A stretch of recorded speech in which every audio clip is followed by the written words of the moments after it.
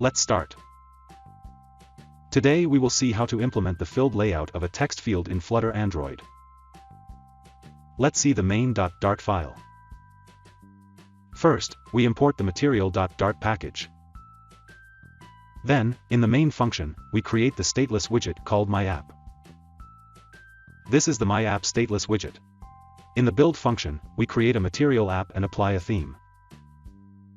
The home attribute is set to a stateful widget called My Home Page. This is the My Home Page stateful widget. Here we create a state object of this stateful widget, whose name is _My Home Page State. This is _My Home Page State class. Here we will design our app. In the build function, first, we call the scaffold widget, which is the base, upon which we will draw other widgets.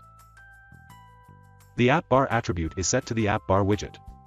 Here we use our title variable as the title of this app bar.